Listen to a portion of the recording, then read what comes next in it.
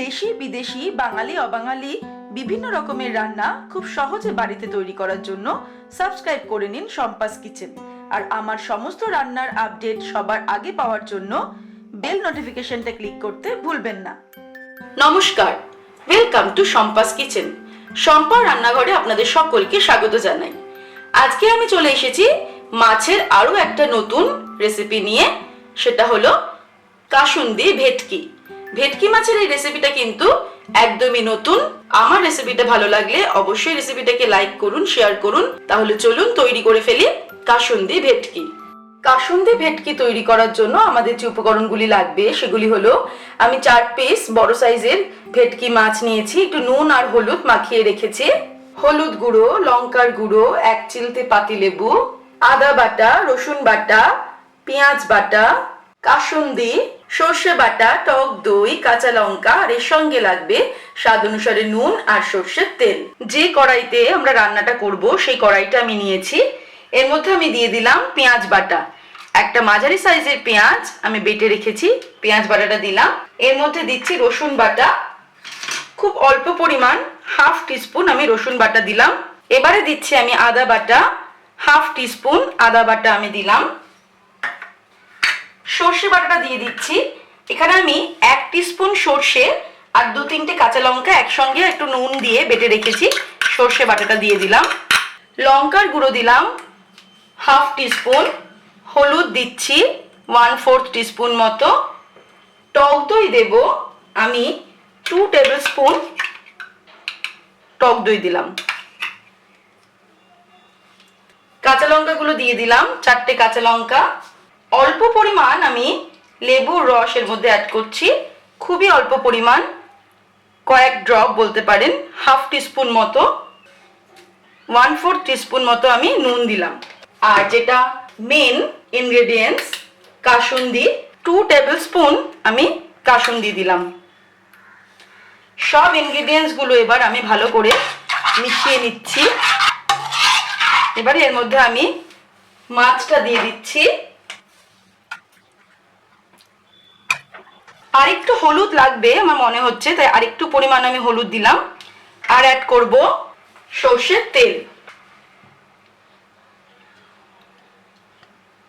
3 table spoon আমি সর্ষের তেল অ্যাড করছি।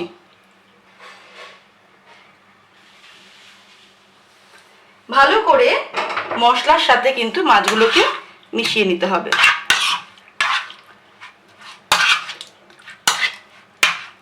ভালো করে মিশিয়ে নিলাম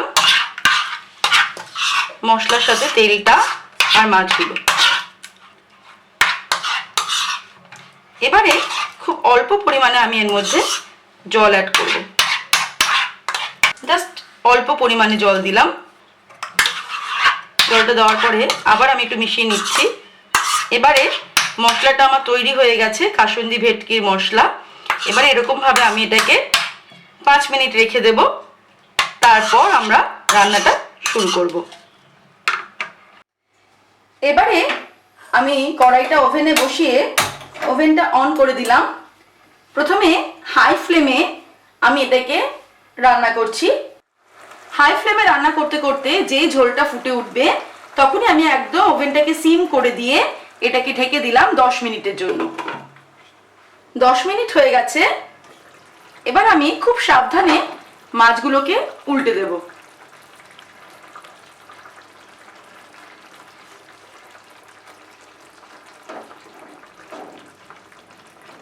ভেটকি মাছ কিন্তু খুব নরম হয়, তাই খুব সাবধানে উল্টাতে হবে।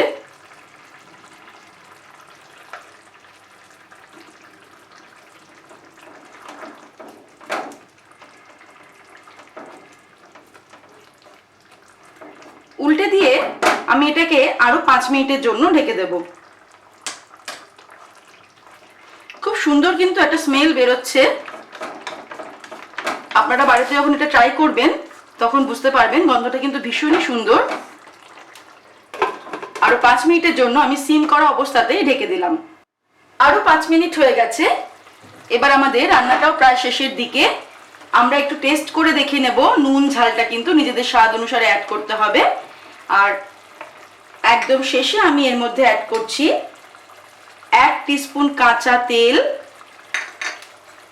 আর 1 টিস্পুন কাসুন্দি ছড়িয়ে দিয়ে আমি ওভেনটা অফ করে দিলাম। এবার এটাকে আমি ঢেকে রাখবো 5 মিনিট ওভেনটা বন্ধ করা অবস্থাতে। তারপর আমি এটা গরম গরম ভাতের সঙ্গে সার্ভ করব। তৈরি হয়ে গেছে আমাদের আজকের রেসিপি কাসুন্দি ভেটকি। আপনারা দেখলেন আমি কত কম সময়ে কম ইনগ্রেডিয়েন্টস ব্যবহার করে ভেটকি মাছের এই সুন্দর রেসিপিটা তৈরি করলাম। এটা কিন্তু স্বাদে ভীষণই টেস্টি। আমার রেসিপিটা ভালো লাগলে অবশ্যই রেসিপিটাকে লাইক করুন, শেয়ার করুন, আর নিত্য নতুন রেসিপির আপডেট পাওয়ার জন্য এখনই আমার চ্যানেলকে সাবস্ক্রাইব করে নিন। সুস্থ থাকবেন, ভালো থাকবেন। আমি আবার হাজির হব নতুন নতুন রেসিপির সঙ্গে। নমস্কার।